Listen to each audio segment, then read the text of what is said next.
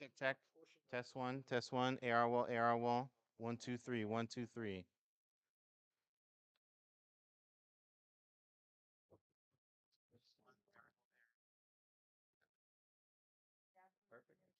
Awesome.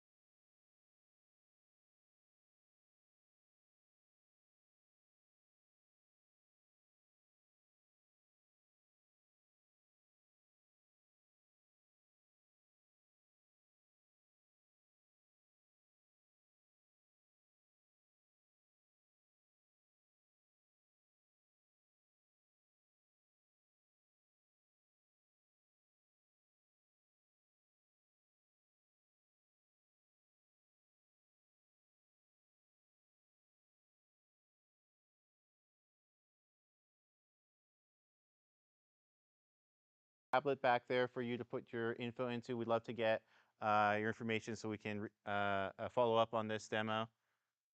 This one, we're going to be doing something special. We're going to be doing a live stream of the entire demo. This is going to be going out live. We've got a second camera there capturing a second angle. So this whole demo is going to be sliced up into the ideal ARwall demo for virtual production here at Soapbox. For those of you that don't know, I'm Rene Amador. I'm the co-founder and CEO of ARwall. How are we doing, Guillermo? You're good? Okay. So we should be live now. Um, this is going to last about 30 to 45 minutes, depending on how excited you guys get on the technology. We're going to give you hands-on time with the tech if you so choose. We'll even give someone here the ability to collaborate and actually be the director of a scene. So we're going to do a little test shoot. Somebody here, you can decide who among you is going to be this person, is going to be the director of one of these three. So we're going to show off a science fiction scene, we're going to show off a natural forest scene, and then we're going to show off something that's a surprise. It's going to be something a little bit more banal, but it'll give us an opportunity to do a proper like drama and like dialogue and stuff like that. Okay, so before we begin, we're going to kill the house lights so that we begin to create the mood here. All right, I'm going to stand up on this platform. Helps out a little bit. The first thing that you need to know is where you are. So you're at Soapbox Films Stage A. Soapbox Films is a great production company. They've been doing commercials and posts and recently got into original content. The one that we collaborated on them with right here at this stage is Muppets Haunted Mansion. If you can believe it, an entire film was shot right here where you're sitting and standing. And I'm happy to say this past Sunday, we won the Children and Families Emmy for the art, sets, and scenic design for Muppets Haunted Mansion, which is a big win for us. Thank you so much. Uh, that award was accepted by Darcy Prevost, who was the production designer. We collaborated with her team, who was handling the physical component on a daily basis on the project, months ahead of the shoot date. And then once we showed up on the shoot date, which was way back in Q2 of 2021, all the virtual environments were locked up and we were displaying it on this screen right here. All the physical environments could fit in the corner of the soundstage. That's how few of them there were. There are actually so few physical sets that they took all the physical sets and displayed them at Disneyland as a little presentation. That's how small they were. Okay, so Muppets Haunted Mansion. We've also recently done Tales from the Explorers Club here at this stage, which is a historical reenactment. You can imagine this. It's like a couple of scientists talking in the lab, and then all the historical reenactment stuff is done against this type of LED backdrop that you see right here on this stage. So we can do a scripted, comedy, horror, and basically there's no genre limit on what this is capable of. So I wanted, if there's only one thing that I do today, it's dissuade your any preconceptions that you have about, virtual production is for science fiction or space or fantasy or anything like that. We're going to get out of that box here today with you. I'll also be announcing a couple new things that are not publicly known. One of them is a new piece of software that we're about to come out on. We're in beta right now. And then the other one is a new piece of hardware, which we'll be showing off for the first time publicly right here today. So before we get started, let me tell you a little bit about what you're looking at behind me. So here's your time to, or somebody can start moving around the tracker here. Okay. So hold on, stay here. So this is Jocelyn Hsu. She's our Chief Product Officer, also co-founder at the company. She's just handed me here an Xbox controller. Thank you, Jocelyn. Uh, and then here in front of me, I have our virtual production technician, Ryan Arms. Okay, so we'll introduce the rest of the team in a bit, but this is where we get started. All right, so what we're showing off behind me, this is a 30 by 12 foot LED screen. And this is 1.5 millimeter pitch. So this is about a 6K resolution screen, 6K horizontal resolution, 30 feet wide by 12 feet high. And what we're able to do with this is get a lot closer than you normally would with a LED backdrop of this type. Usually the resolution is anywhere between 25% as dense as something like this. So this is a specific strategy that we're taking with this type of screen. It's very tightly pixel density, and allows you to get much closer. In fact, on Muppets Haunted Mansion, there was one shot where the camera was this close to the screen, and that was a situation where it was a tight shot on an actor, really just that close up to the actor and that close to the screen. So we've seen something as close as that, and then the camera gets as far back as about 30 feet from the screen for the widest shots that are needed. If there's instances where we need to get high or low, or we're just looking beyond the edge of the screen, we capture the background information so that that can be composited in post as easily as possible. Um, all right, so what we're showing off here is an Unreal Engine environment. This is one of the first environments that we built at ARwall for showcasing virtual production. And you can imagine what we were thinking. Oh, it's futuristic, it's cyberpunk, it's flying cars and everything. And what you may not realize is this is a fully 360-degree scene here. So I can actually fly around, and any position here in this environment can then become a new vantage point for our shot.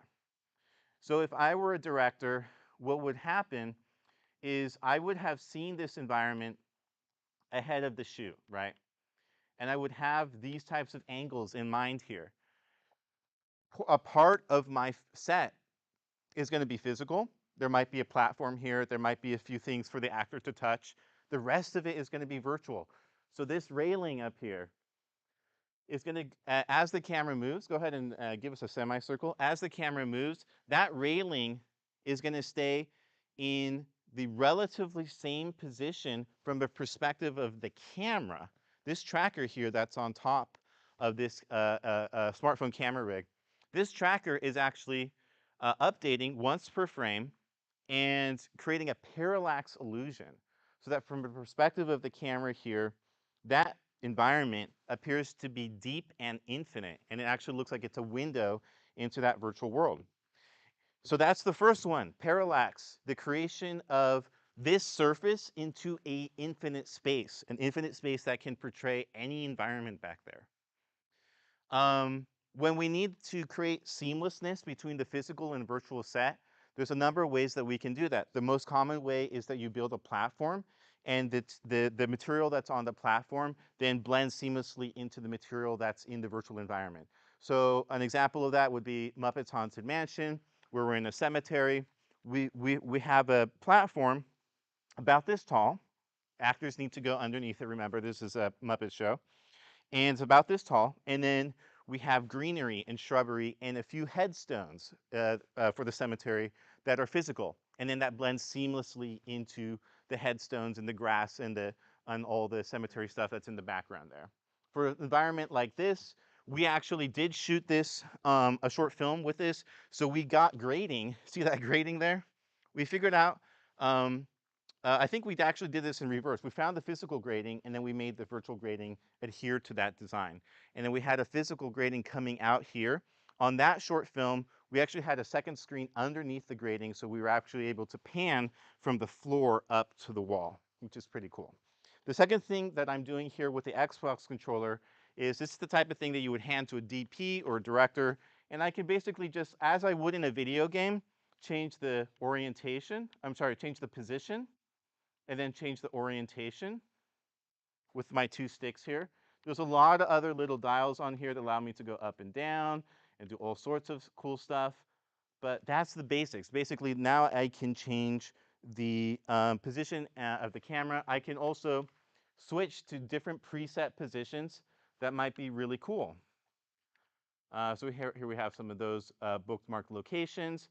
So during a rehearsal, or even prior to getting on set, the director would work with our team to establish all the amazing vantage points that or we're going to use for the different environments. We tag each of those with scene shot, and then when we show up on set, they tell us, okay, it's scene 12, shot 3, and then boom, we pull up the vantage point using the bookmark system. So this is the way that we can begin the collaboration ahead of us showing up on set. We can basically tech shoot the entire set, even changing the colors and lighting and everything like that. And so when we show up for rehearsal, we call it a rehearsal, but really it's the physical rehearsal that we're doing at that point. And then once the talent shows up, we can do the proper normal rehearsal that everybody's kind of aware of. Okay, so um, at this point, we're going to invite someone to put their phone into the smartphone mount here and capture a clip on their own camera. Who would like to be the first one? Any camera, any phone will work. You just open up the camera app on your phone. All right, this gentleman. Okay, while he's doing that, I'm gonna play around with some other stuff here. So we talked about the parallax. We talked about the fact that it's a real-time environment here. We can create anything behind anything that we can dream of that can be in a video game. I invite you to move around, walk around the space, and go ahead and open up that camera app to video mode and take a clip. If you're seeing flickering, you might want to change the frame rate on your phone. This is going to be at 30 frames per second. Is going to look the best on this one. If you can't get it looking perfect, don't worry about it. Not every phone will work, unfortunately. Um, so okay, so let's say that I look at this environment, and then I look at the viewfinder, and I go, you know what? The color temperature on me, like on me, the physical person, doesn't match the color temperature in the environment. It looks pretty cool, like blue back there. So what we want to do is, normally here we would be in a pickle, right? We would, okay, we got to Alt Tab. We got to go back into Unreal Editor. We got to change the post-process volume to change the color settings and everything like that. And unfortunately, because we're already in play mode, none of that work that we're doing to make that change would save. It wouldn't save. It would be a very cumbersome process. So forget that. Forget that old workflow. Now all the tools are in the scene itself. What do I mean by that? So we're going to press backslash. Every single tool that you would want to control your color, your camera, your scene, everything that you would want here is in a video game style options menu in the scene. So we can deliver you a scene. You never have to learn Unreal Editor. We can deliver you a pack of environments that you're going to use for your project. You never even have to open Unreal Editor. You can double click on the file and it pops up with something like this. Whether you're using our professional plugin, where whether we're delivering it to you for a project, or we're using our new prosumer software, these tools are all going to be the same in there. So what do we got here? We got temperature, we got tint, saturation, so that everything that you would find in a color correction tool is going to be visible here as well as a number of other things. Let's go to ARFX. So things like the yaw and pitch, the movement speed of the camera as it moves from bookmark to bookmark, as well as the near clip distance, which is something that we'll show off a little later, and then all the tracking tool sets that you would be using here, as well as all sorts of smoothing and stuff that you can add to this, all available in this. You don't know how to use this system? You don't know how to use the Xbox controller? No problem. The button mapping is in the menu system. So, okay, boom, I can figure out here, all right, so, I want to do this or that. Basically, I can just look at this button mapping. What about the keyboard? What if I want to use the keyboard instead? Not working? Okay. There it is. So you need, you're one of those Final Cut people or something. You've got to have the hotkeys. Boom, here it is as well. So this gives you everything that you need. So there's no longer a manual that's required for this product. This is now the type of thing that we can deliver you this software, whether you're a professional, you're a filmmaker, or you're a consumer at home. You're going to have all the instructions and manuals, everything that you need right here. Would someone else like to put their phone in the mount here? Sure. All right, we got a second hands-on demo here. All right, so I mentioned Okay, so let's say that uh, you're at home and you want to create this illusion, and you have a potato, like you have a laptop. You don't have a good a computer to do this on. Normally you would be stuck, right? You wouldn't be able to move forward. We created a system to solve this. So click here on graphics, and then you go up to the quality preset, and you have a potato machine. You have an old laptop that you're trying to do this on. Boom, you just click down, and we're just going to lower that down to low. And that's going to reduce the graphics settings just like you would in a video game. Like you buy a new video game, you've got an old computer, you got to put everything to low, right? All right. So now you can do that with virtual production. This is something that previously was kind of a pain in the butt to figure out how to do this. Now this is super simple. So basically, theoretically, you're not going to lose any quality here on the background. There'll be a slight drop in quality, but hopefully it'll be imperceptible. So really trying to get these tool sets. Why are we doing this? We're doing this so that a single person can operate this technology. You think back to The Mandalorian, what you might have heard on those projects. There's 9 people, on set operating this tech. This is now Jocelyn with a keyboard, and the director with this Xbox controller can run this entire shoot. And you can see here, basically, it would just be a cameraman, right? Would be the third person.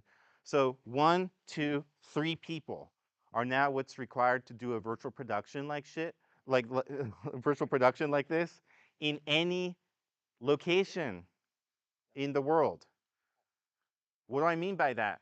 All right, so let's tweak the color on this one and show off what we can do. All right, we're gonna do this as fast as we can. Post process. I need a viewfinder on me. Uh, can you hand that to me? Okay, I think I can see it. All right, it's tiny, but I can see it. I'm pretty warm. So what we're gonna do is we're gonna warm up the environment. So we're gonna go to temperature, and we have this mode here. It's just like when you're changing the color on your TV, you want, get rid of that menu, right? And just have it on the bottom here. All right, so let's warm it up. Other way. All right, other way. That looks pretty good there.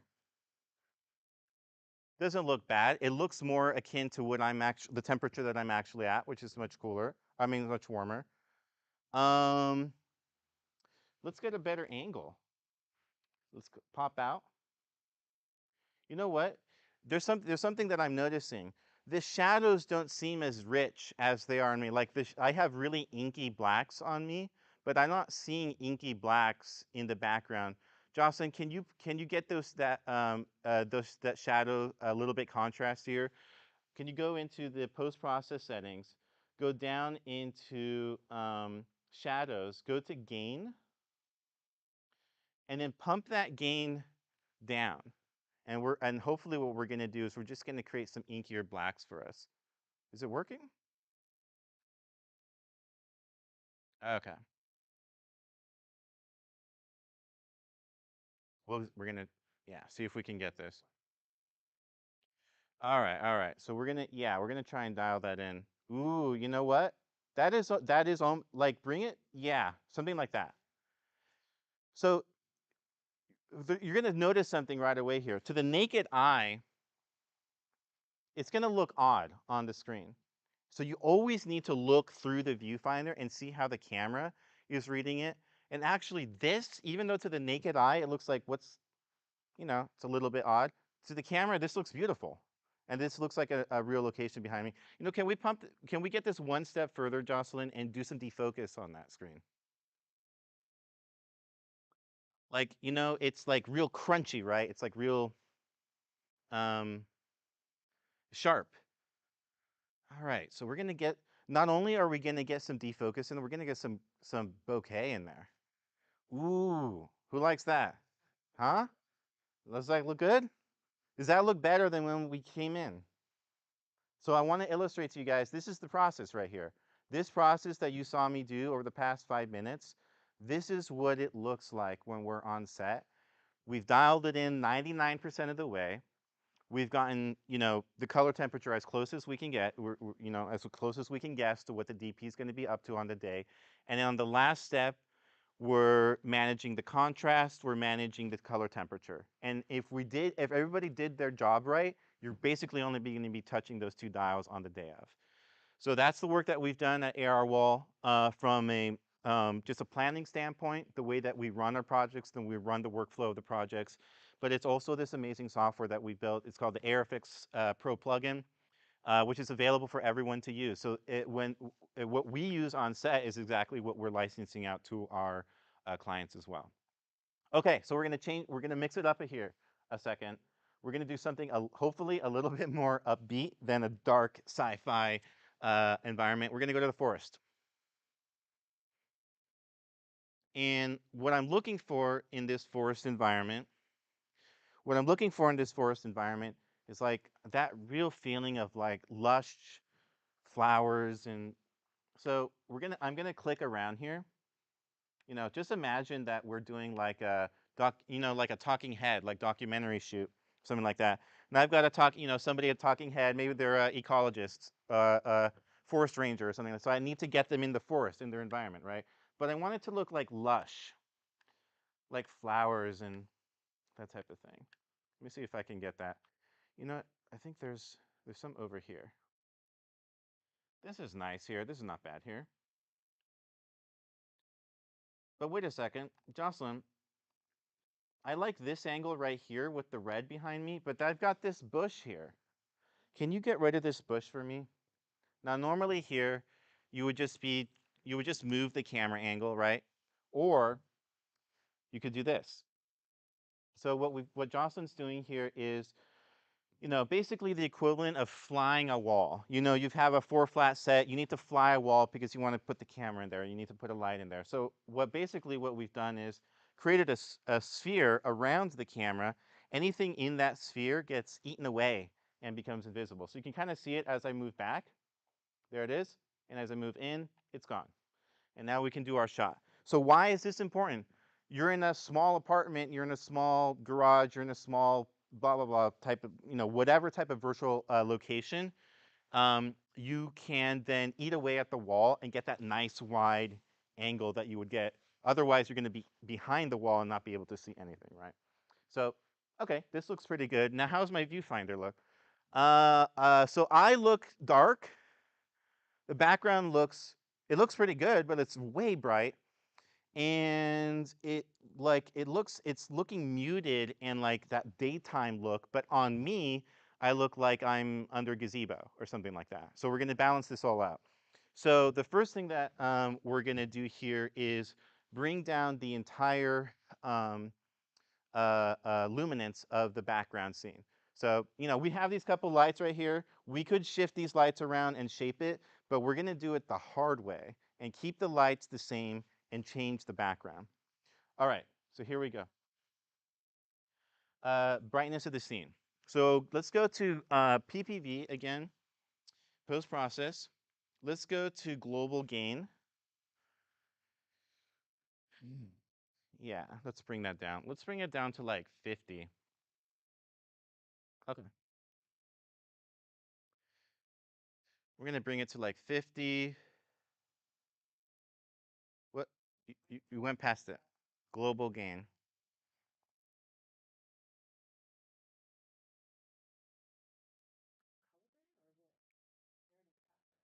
It looks like it's called something different. It's called color grading, not global. Okay. All right, so we're going to bring this down. Yeah. Okay, that's too far.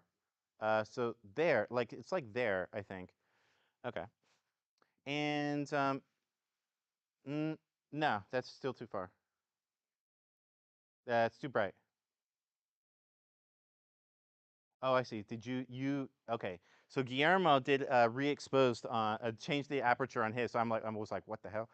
Okay, so this actually looks pretty balanced already, like right off the bat. What do you guys think? Okay. Um, I feel like I'm a little cold, right? It's like the opposite problem as last time. So let's cold up the environment.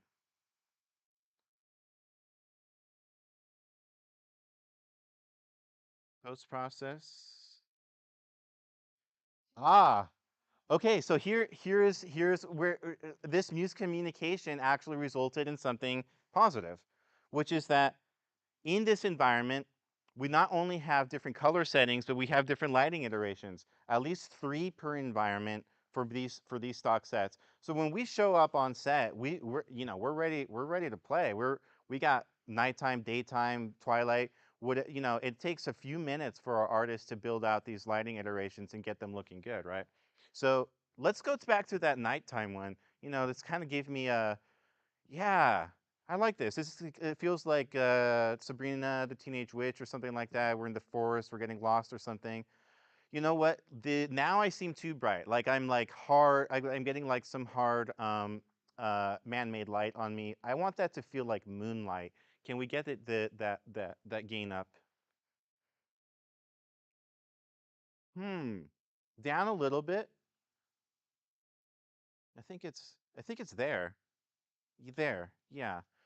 Um Now I seem too warm again. I seem too warm compared to the background. So can we warm up that background?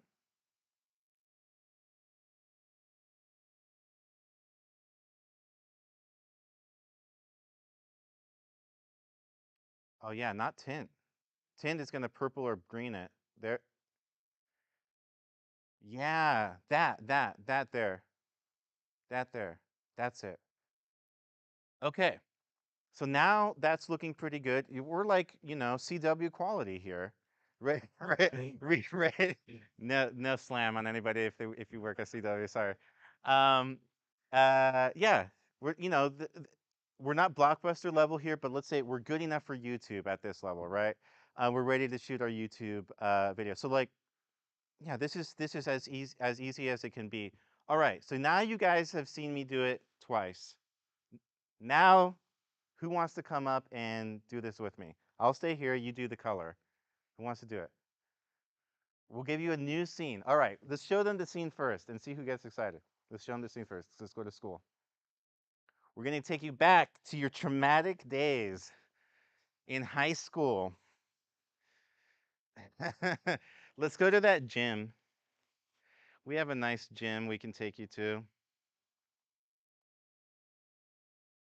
And we're going to can you give me more of a prom type feel? Ooh. All right. The memories are all flooding back for everyone now.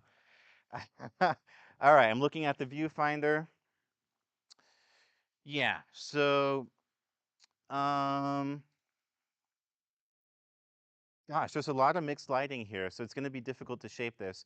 What we're going to have to do is we're going to have to do some mixed lighting on our end as well. So, can you go and warm up that light? We'll keep this one cool.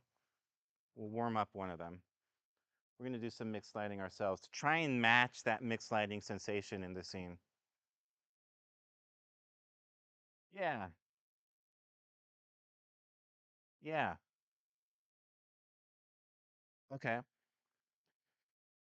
Uh, the second thing it looks like we're gonna have to do is because I'm like on an amber cyan spectrum on the light. This is more of a green purple, so we're gonna have to rotate that tint, Jocelyn. Okay. So I'm basically just right now trying to think about there's two ends of the mixed color, right? One is what I'm getting right here. The other one is what I'm getting here, right? So we're gonna try and approximate it. We're gonna cheat it basically, if we can. All right. So go go back to that real purpley one. The other one. You know what? That actually give me a little bit more. Yeah. Because of my jacket, that actually it works. It helps me blend in on that. Look at that. That's interesting. Can you give me more of a normal angle on this? Like, give me like a hallway on either side of me. Like go back into that hallway where you started, where like with the basketball players would walk in. Yeah, yeah. All right. Now move around here. That looks pretty good. Yeah, I'm having my scene with the player. That type of thing. Okay. Now Who wants to come in? We'll do another location in this high school. Someone want to come up and do it? Who wants to? All right, gentlemen, come on up. All right, you're gonna get handed the Xbox. I'll stay as the subject. So you can go over there to the viewfinder. There you go. All right. Yeah, Guillermo, can you show that, display that a little bit more?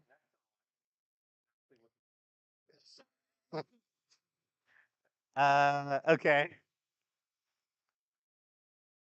Oh, there's a lot of buttons on there. So you're just going to basically do the two sticks to move around and then rotate around. Yeah, the two triggers to go up and down like that. Well, I mean, director, you tell me what to do here. So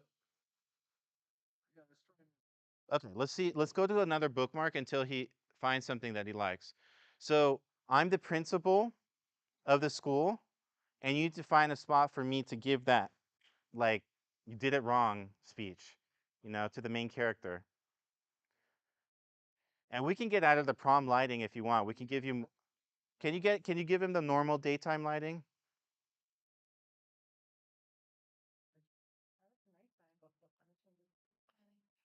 All right. I'm ready to give that speech, that strict speech. So let's figure out position. So like this is the ordering. Figure out the position of the camera, and then we'll figure out the color secondary to that. Okay. Let's do it in order. So just like you would on location, right? You don't start shaping the color before you set the camera down, right? We got to set the camera down. So let's get our sticks down. In front of the bathroom. Hey, somebody was inappropriate in front of the bathroom. Okay. All right. Okay. This he likes this one.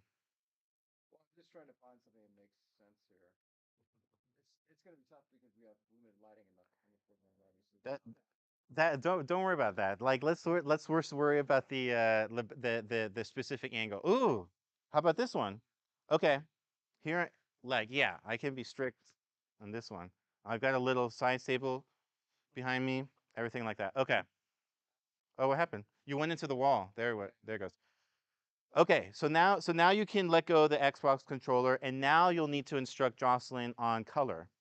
So just look, it's looking hot behind me. It should feel more like that, that Abbott Elementary, right? Yeah.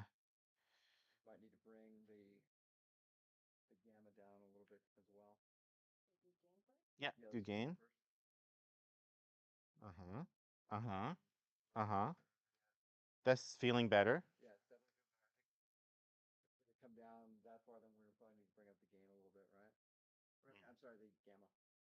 Oh yeah. Gamma's at max, unfortunately, but we can mess with contrast and stuff. So let's pull that contrast down. That'll help pull up the blacks a little bit. Let hold on, let go. Go to the middle and let go. Mm.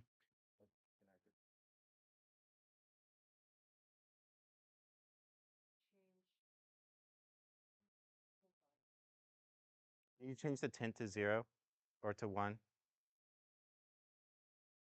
No. Yeah, like that.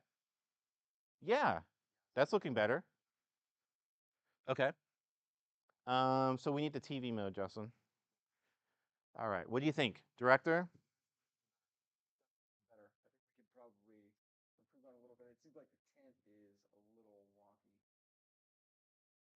It's a little green. Yeah, can you back off of that green? 10 points maybe, like 10% or something. Yeah. Well, it looks slick. Like it has this nice cool white balance.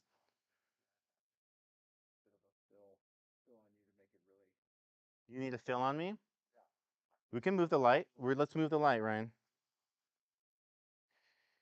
And once you're done with that, Ryan, let's also move the puck to the Guillermo's camera.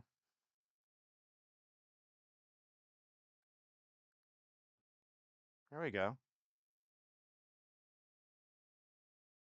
Okay. Boom. Oh yeah. It's not bad at all.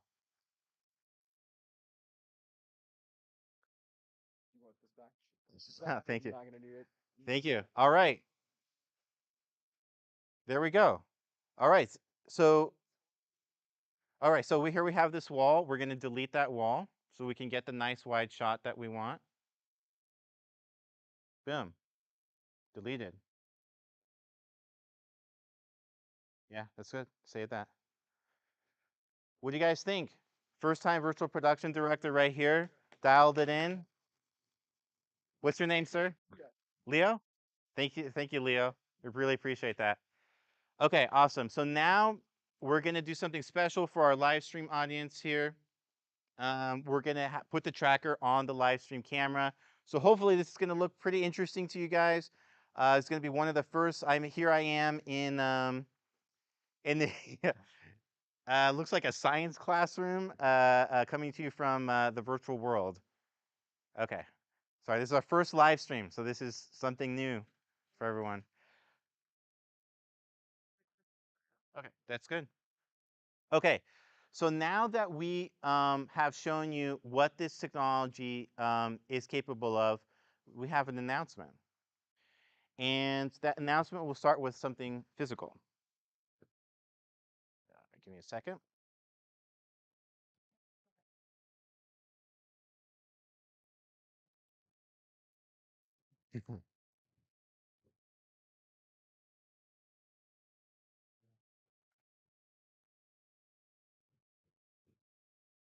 Okay, all right.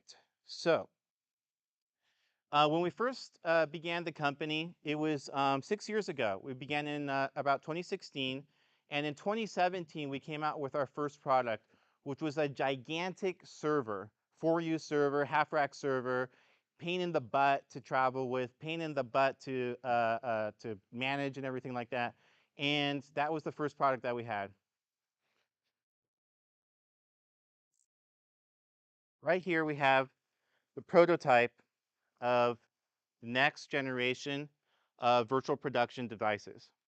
This is a small appliance which has a Quadro card in it, if you can believe it.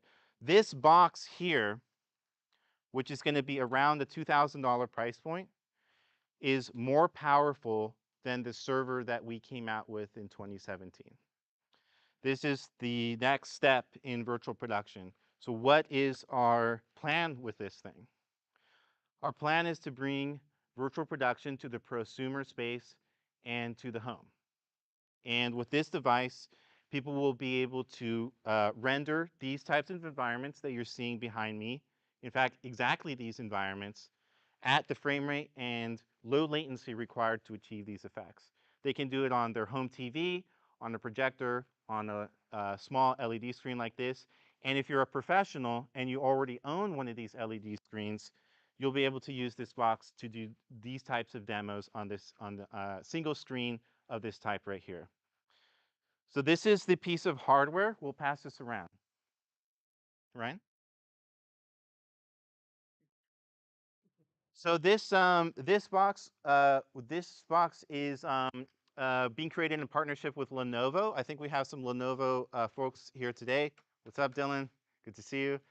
Um, and our integration partner is IT Creations, is located here in Southern California. So this box is a California creation here, and basically the idea is to export this amazing virtual production magic that you've seen here today out to internationally to every filmmaker in the world. Now, a piece of hardware is great, right? A piece of hardware allows people to have something tangible that they can take with them. But a piece of hardware isn't enough to create this type of ecosystem for prosumers. So in addition to that, we're going to be alt-tabbing out here. And we have something new. This is a Windows desktop client. This is a window. Why don't you just full screen it? This is a marketplace.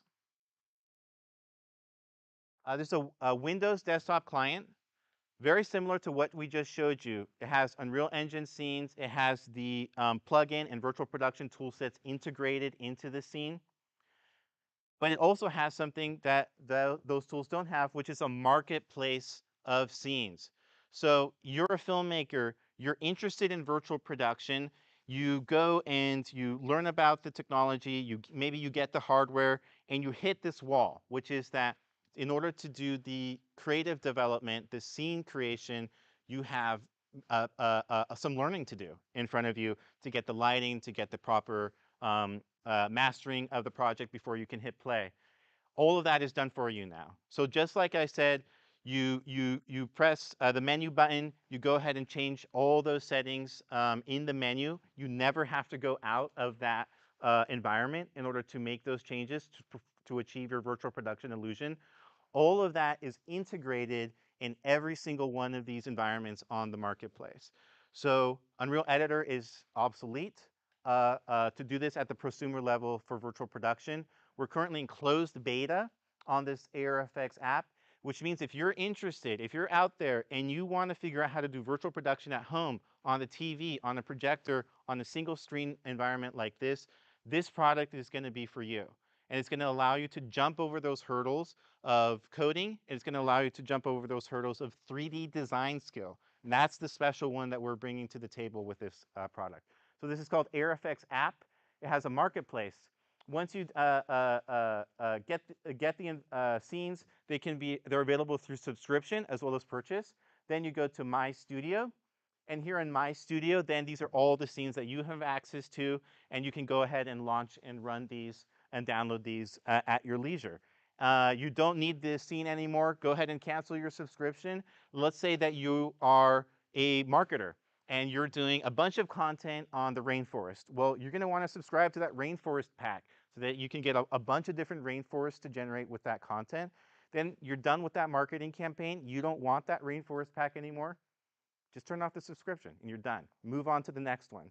So I invite people to really begin to think about what's the project that you can't do right now because you don't have this.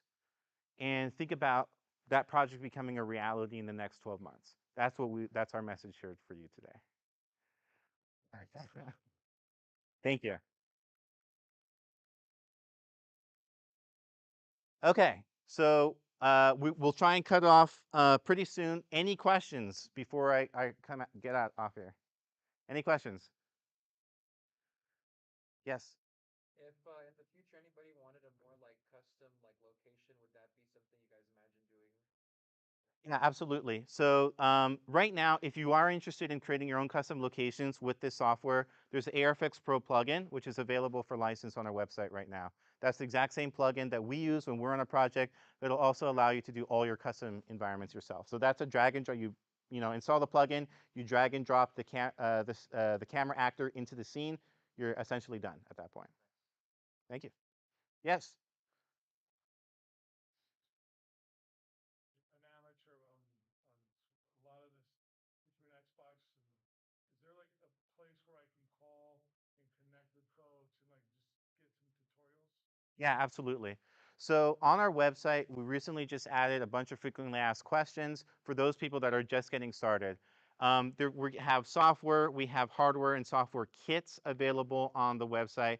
If you're interested in really learning about virtual production, feel free to reach out to us. We're always looking to figure out what the challenges that people are facing right now in virtual production because it's shifting over time, right? Initially, it was like, I don't know anything. Now people have some awareness of it, but they're usually now hitting creative problems, or they're hitting technical problems with the display, or the cohesion between the camera and the display. So this is something that we've been playing around with for 6 years. We also own a number of patents in the virtual production space. So we have engineers on staff, we have developers on staff, we have artists on staff, we have amazing product people on staff who can help you and support you. So please feel free to reach out to us at arwall.co or hello@arwall.co. Yes.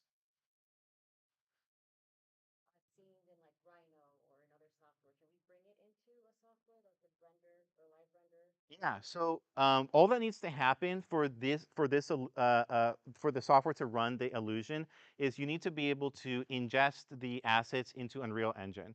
So that used to be an issue a few years ago. Nowadays, there's usually a very simple process to go from any modeling or 3D asset sourcing program and bring it into Unreal Engine.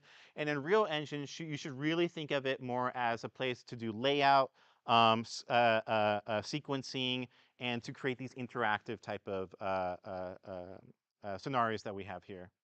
Yeah, but it is not itself like a 3D modeling tool. It's made to ingest those assets. That's correct. And with Unreal Engine 5, the new version of Unreal that just came out, it supports lots of amazing new lighting tools.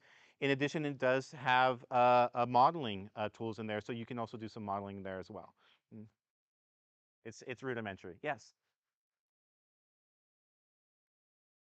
Brazil, Mhm. Mexico, etc., that know what they're doing. Mhm. But obviously, it's far away. Yeah. How would I? How would we be able to facilitate that versus having somebody close by LA or even in another state? Great question. So for professional, basically, we have a team that's extremely trained and experienced that can pop up wherever you need them to pop up.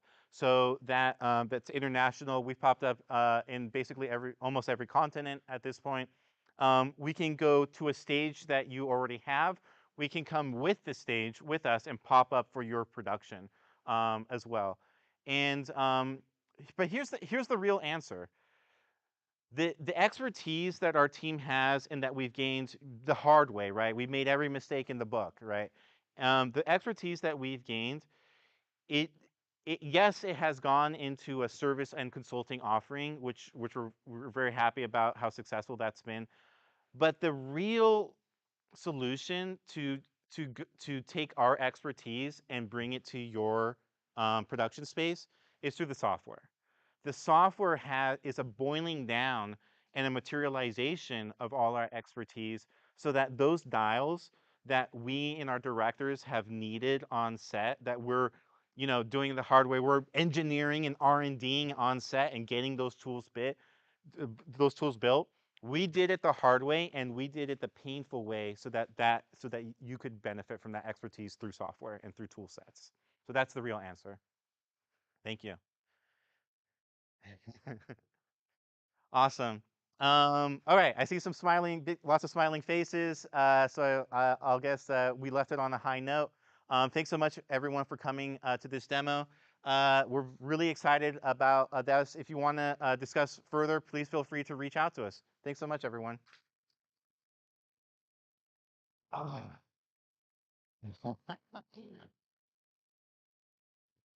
All right.